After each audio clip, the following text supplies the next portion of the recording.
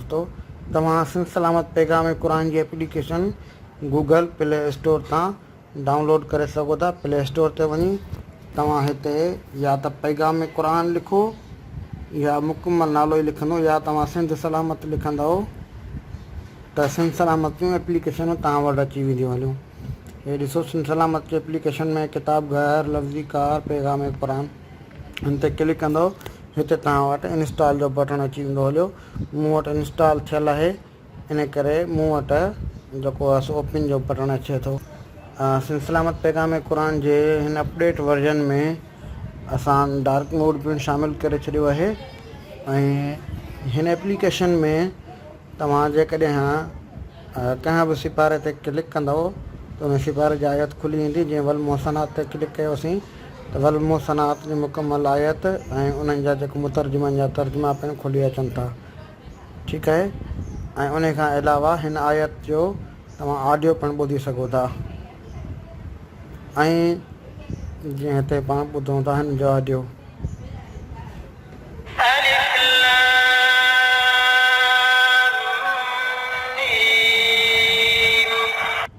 ऐं हिन आयत खां अॻियां आयत ते पिणु तव्हां नेविगेट करे सघो था, पोइ आयत ते नेविगेट करे सघो था। ऐं उन खां अलावा हिन एप्लीकेशन में बुकमार्क जी सहूलियत पिणु रखी वई आहे। जीअं असां हीअ आयतुल कुर्सी खे बुकमार्क करे रखूं था। ठीकु आहे। अच्छा, उन खां पोइ सिपारनि खां अलावा हिन में सूरतुनि ते जेॾी महिल ईंदासीं त सूरतुनि जी लिस्ट ऐं उन्हनि जे हर सूरत जे अंदरि रुकू केतिरा आहिनि, आयतूं केतिरियूं आहिनि, इहो पिणु ॾेखारियलु आहे। ऐं असां जेकॾहिं हिते सूरत नास ते क्लिक कयोसीं त हीअ सूरत नास खुली आई। अच्छा, हाणे हिन में को बि तर्जुमो हिते नज़र न पियो अचे। ॾिसो, जॾहिं सेटिंग में ईंदासीं त सेटिंग में जेकॾहिं असां हिक खां वधीक तर्जुमा सिलेक्ट कंदासीं त उहे आयतुनि वारे हिसे में नज़र न ईंदा ऐं सिर्फ़ु हिकु आयत जेके खुलंदी उन में नज़र ईंदा आहिनि। जेकॾहिं मूं हिते हिकिड़ो ई तर्जुमो हिते मूं सिलेक्ट कयो आहे त हिते आऊं सूरह फातिहा खोलियां थो त हिन में हिकिड़ो ई तर्जुमो नज़र अचे थो, हर आयत जे हेठियां तर्जुमो शामिलु आहे। ठीकु आहे दोस्तो। ऐं हितां खां असां ॿी सूरत ते पिणु वञी सघूं था। जेकॾहिं असां सूरत यासीन ते क्लिक कंदासीं त हीअ सूरत यासीन हितां खां खुली आई, हिकु तर्जुमो। जेकॾहिं हिक खां वधीक तर्जुमा सिलेक्ट कंदासीं त उहे पोइ मुतरजमनि वारी सेटिंग में नज़र ईंदा। ॾिसो, हींअर हिकिड़ो तर्जुमो सिलेक्ट थियलु आहे त असां आयत ते क्लिक कयूं था त हिते हिकिड़ो ई तर्जुमो ॾेखारे थो। पर जेकॾहिं हिक खां वधीक तर्जुमा सिलेक्ट कंदासीं त उहे सूरतुनि वारे सिफ़े में तर्जुमा नज़र न ईंदा, उते सिर्फ़ु हिकिड़ो ई तर्जुमो नज़र ईंदो। ऐं हिन आयत खोलींदासीं त उन आयत ते ई तर्जुमा नज़र ईंदा। ठीकु आहे। अच्छा, उन खां अलावा हिन सेटिंग में असां अपडेट कयूं आहिनि काफ़ी शयूं।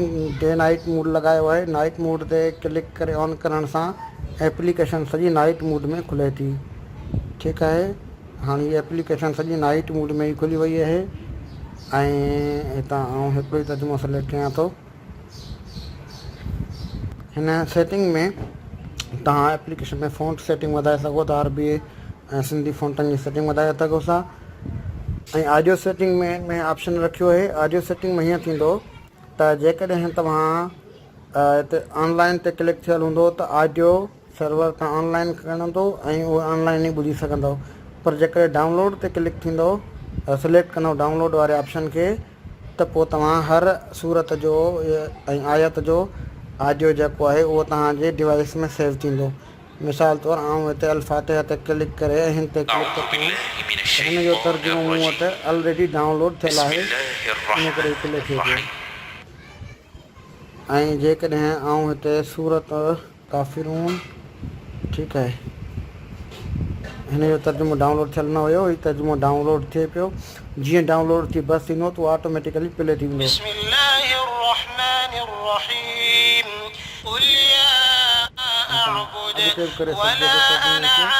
पाज़ बि करे सघिजे थो, अगेन प्ले करे सघिजे थो। दोस्तो, उन खां अलावा हिन एप्लीकेशन में सर्च जेको ऑप्शन आहे उन खे वधीक फ़ाल बणायो आहे। हाणे आउं हिते डार्क मोड खे बंदि थो करियांसि। सर्च ऑप्शन में हिते असां वटि आयतूं ऐं तर्जुमा ॿिन्ही मां असां ॻोल्हा करे सघूं था। मिसाल तौरु आउं हिते लिखां थो क़ालू आयतुनि में, त उहो कहिड़ियुनि कहिड़ियुनि सूरतुनि जी आयतुनि में लिखियलु आहे। सूरत बकरा जी आयत नंबर 13 में, आयत नंबर 11 में। ठीकु आहे। अच्छा, हिन खे हिते बुक मार्क प्रिंट करे सघूं था।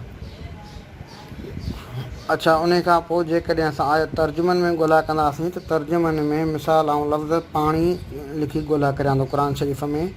त हीउ पाणी लफ़्ज़ कहिड़ियुनि कहिड़ियुनि आयतुनि में आयल आहे। सूरत बकरा जी आयत नंबर 22 में, सूरत बकर जी आयत नंबर 60 में। इहो मौलाना हज़रत मौलाना ताज महमूद अमरोटी रहमतुल्लाह अलैह जे तर्जुमे में आहे।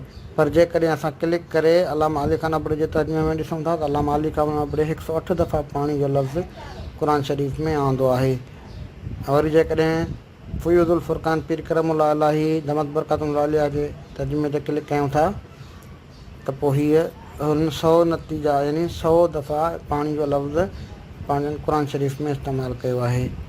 वरी इल्हामुर रहमान मौलाना मदद जे तर्जुमे में ॾिसूं था त हीअ जेको आहे सो पाणी जो लफ़्ज़ केतिरा दफ़ा इस्तेमालु थियो आहे। ईअं ई तव्हां मुख़्तलिफ़ मुतर्जुमनि जे तर्जुमनि में मख़सूस लफ़्ज़ सिंधीअ में ॻोल्हे सघो था। दोस्तों, उन खां अलावा जेकॾहिं तव्हां तकिड़ो नेविगेशन चाहियो था, यानी कंहिं बि सूरत जे आयत ते तकिड़ो पुॼणु चाहियो था, त उहो तव्हां हितां खां सिलेक्ट करे पुॼी सघो था। जीअं मिसाल तौरु मूंखे सूरत मरियम जे आयत नंबर 10 ते पुॼणो आहे, त हितां खां सूरत मरियम सिलेक्ट कयमि ऐं आयत वारे खाने मां 10 ते मूं क्लिक करे ऐं हितां ओके जे बटण खे दॿायो त हीउ ॾिसो सूरत मरियम जी आयत नंबर 10 ते पुॼी वियसि। हलियो। अच्छा, हीउ ऑडियो फाइल हिन जो शामिलु न हुयो।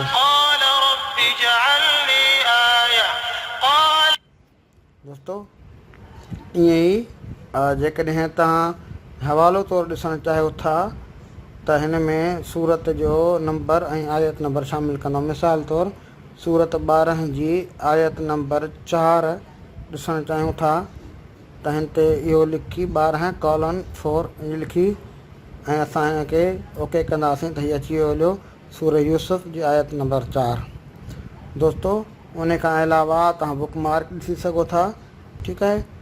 सो उहो तव्हां हिन में ॾिसी सघो था। वरी बुक मार्क थियल आयत ते क्लिक कंदव त उहा आयत खुली वेंदी।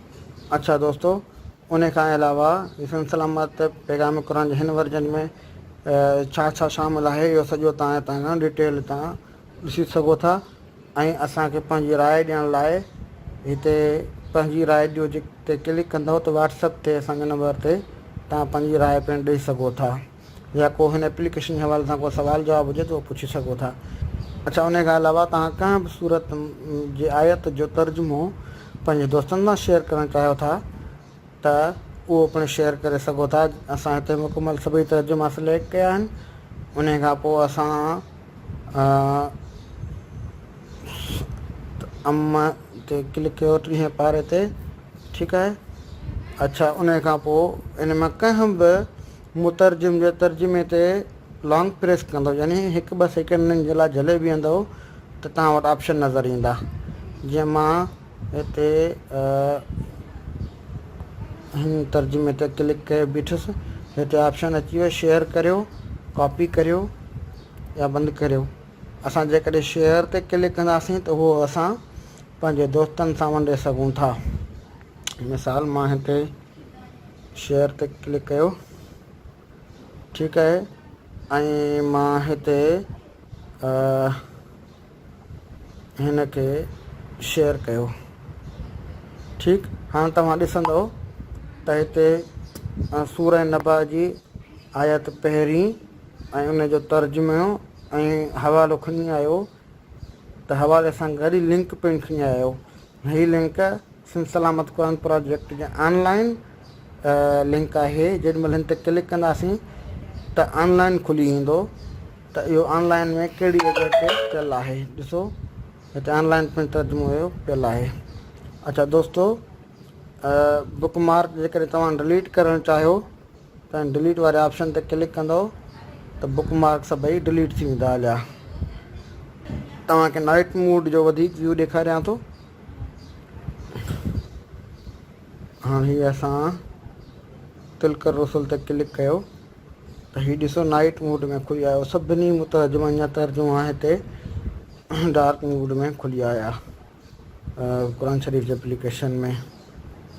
ठीक है दोस्तों, ऐं डार्क मोड में असांजे हिते काफ़ी शयूं ते बॉर्डर जेको आहे हले उहो पिणु रिमूव करे छॾियो आहे, ख़तमु करे छॾियो आहे बॉर्डर खे, ऐं हिन में काफ़ी चेंजिंग्स आंदियूं आहिनि। तो दोस्तों हीअ आहे नंढिड़ो हिकिड़ो डेमो आहे तव्हां लाइ हाज़िर आहे। उमेदु आहे त एप्लीकेशन पसंदि ईंदी तव्हांखे। अल्लाह हाफ़िज़।